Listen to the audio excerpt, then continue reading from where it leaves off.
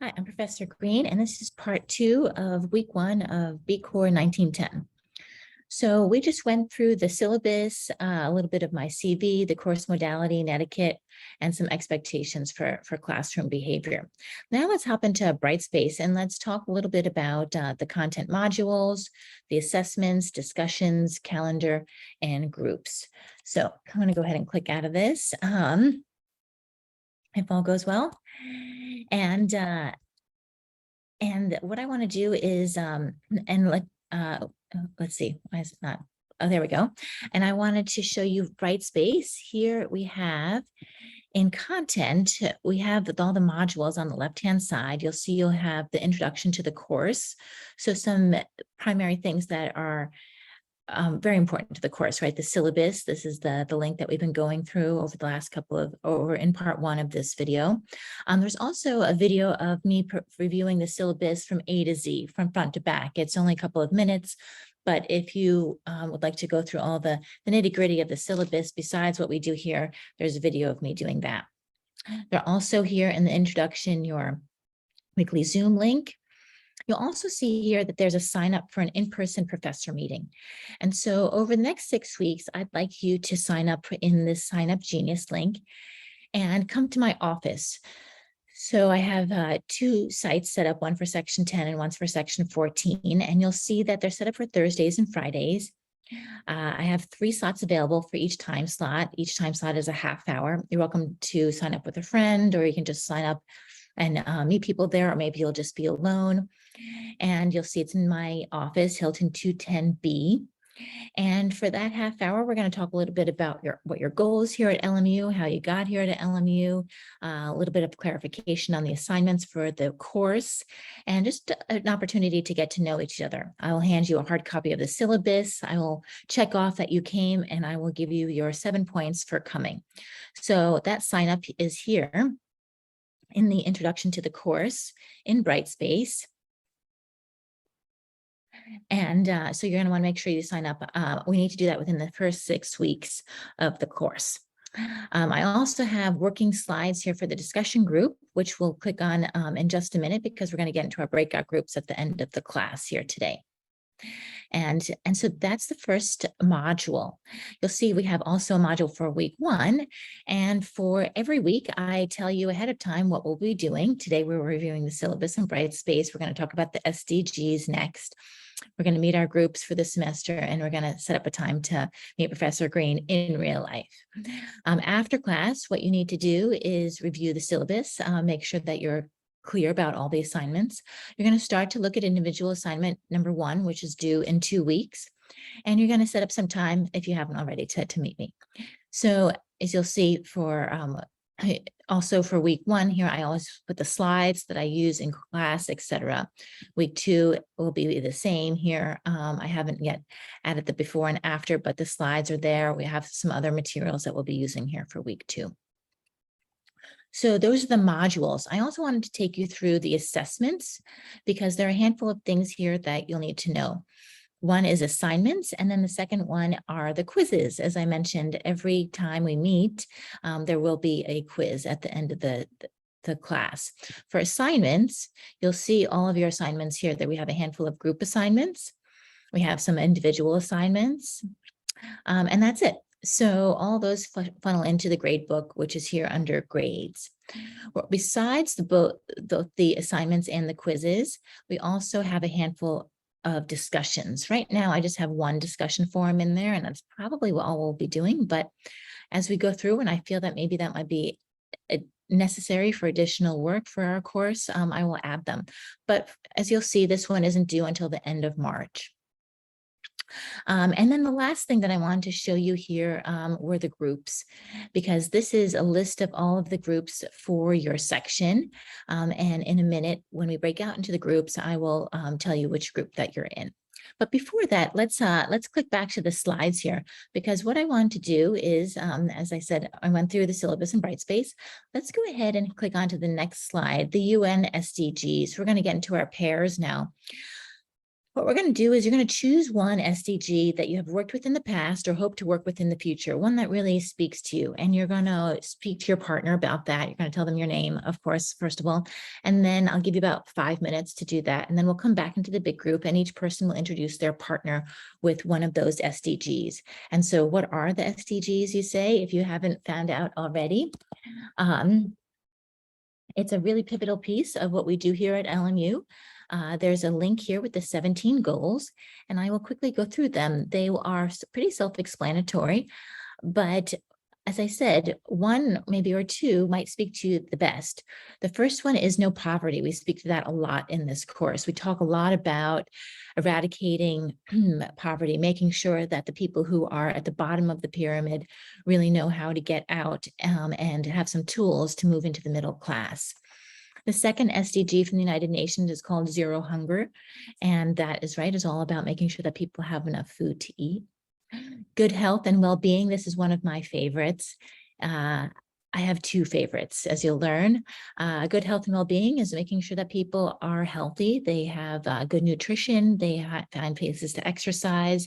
They have mental health accessibility. And I have spoken just really briefly about it, but I did my second master's at Pepperdine, and my thesis was all about implementing yoga and mindfulness programs in large organizations across the United States, because I just feel it's so important for people to be mindful and balanced and both physically and mentally healthy in order to be productive, both in the workplace and at home.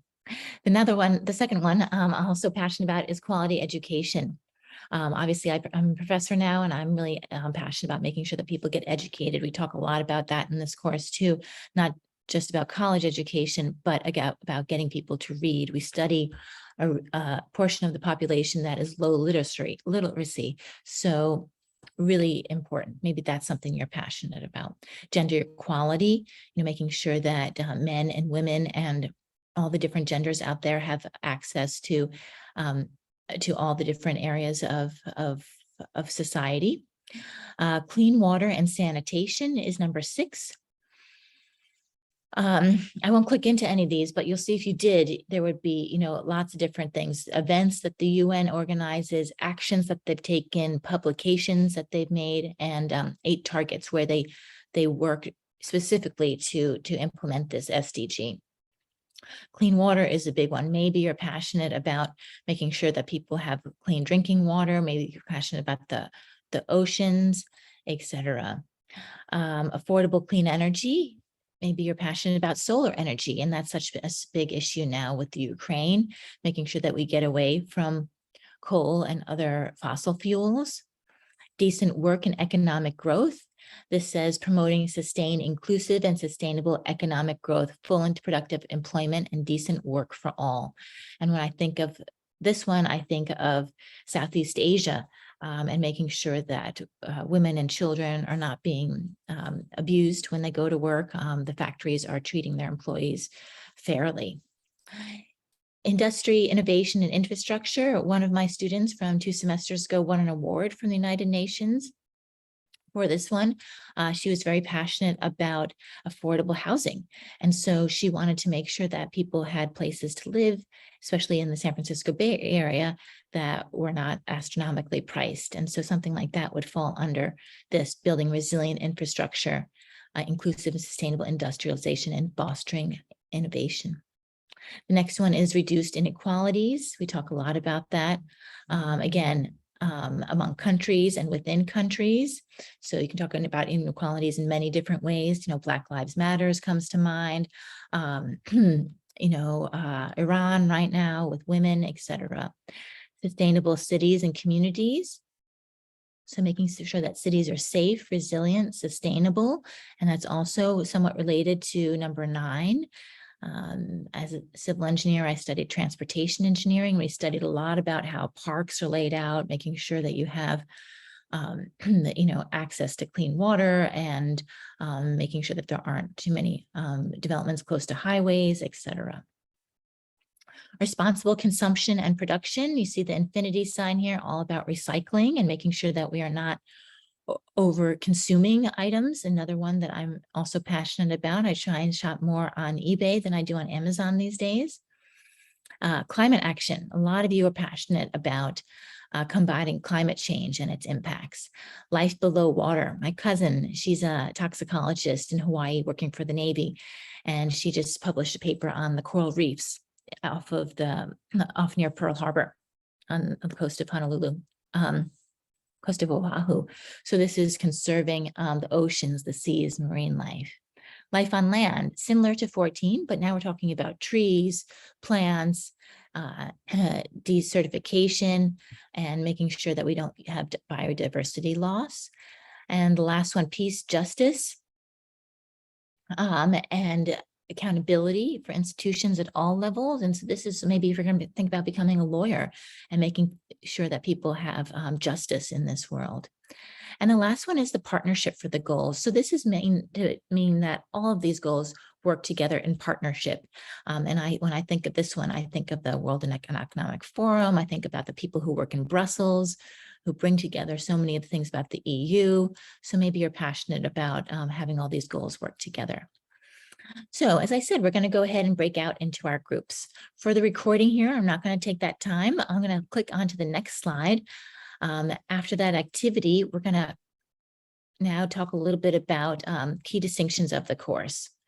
So here we talk about how this course is unique, right? It's not an ethics course, so I don't really talk about philosophy or Kantianism or I do teach ethics as well here at LMU, but I don't dive into those traditional philosophies. We talk more about entrepreneurship ideas.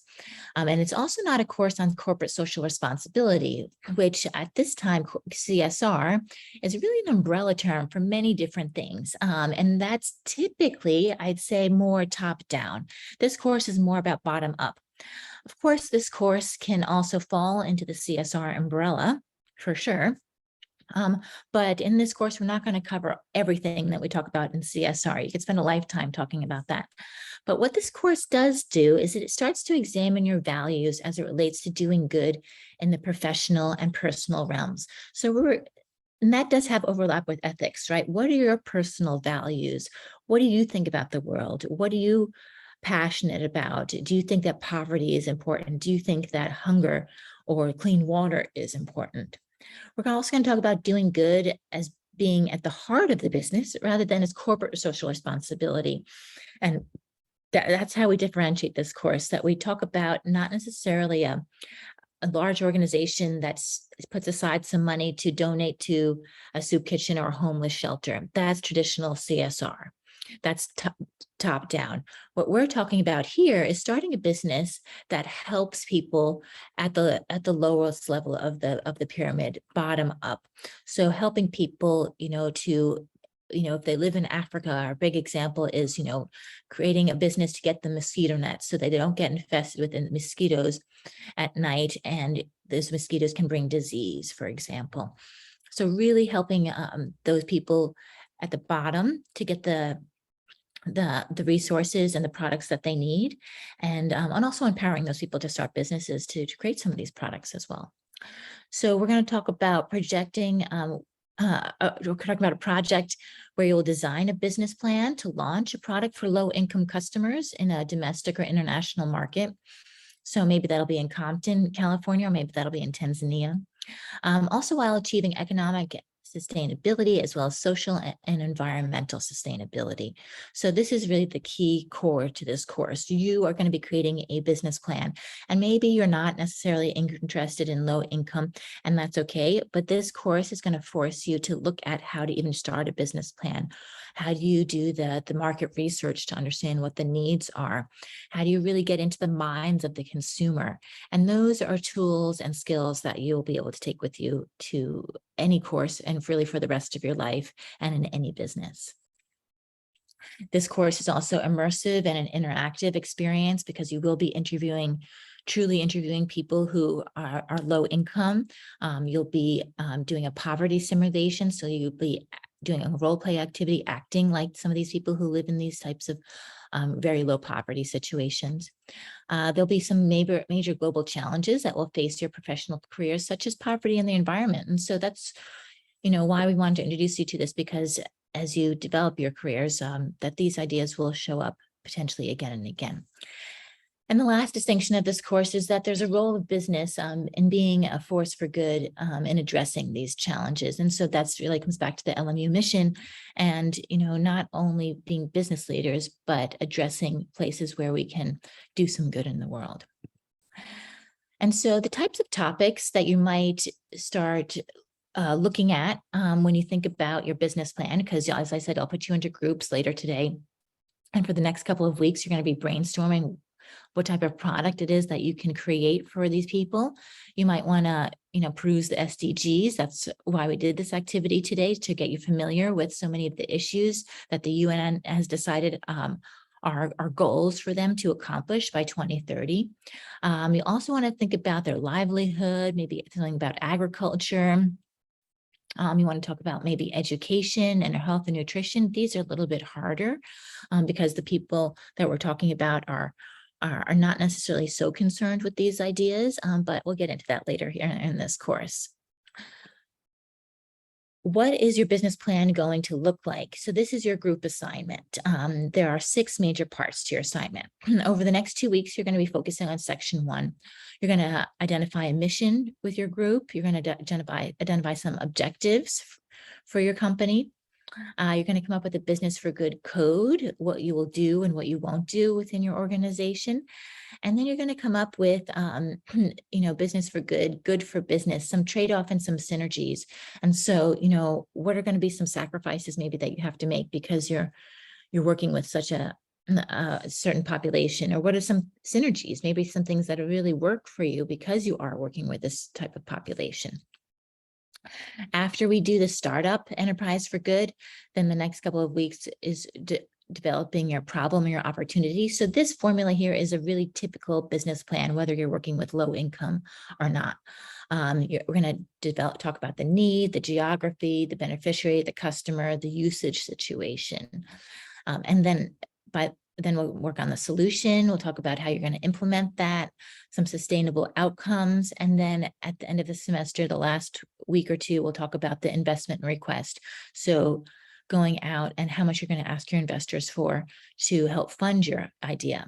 And that will end the course with a poster competition out in front of St. Robert's on the St. Robert's lawn. And we'll have potential investors coming around voting to see if, and letting you know if they would potentially invest in your idea.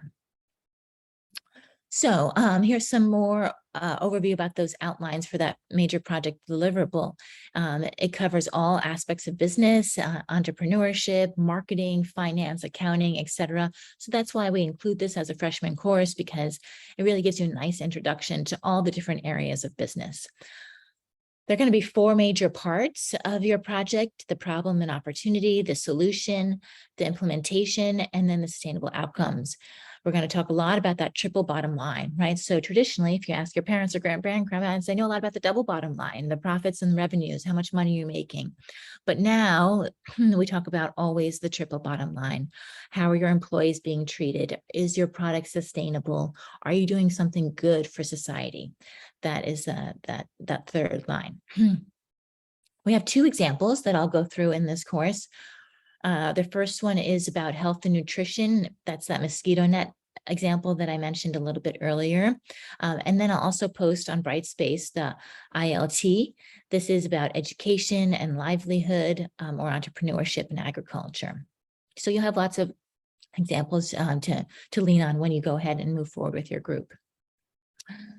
When you do deliverables, you're going to separate the what from the why, or supporting evidence. So, again, this will be for class 2. We'll be doing this, but just some things to think about.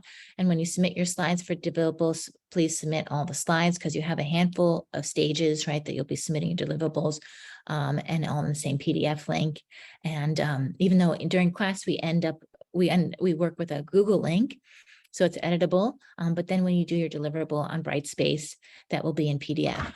Okay, thank you for joining me for part 2. I will look for you in part 3 of week 1.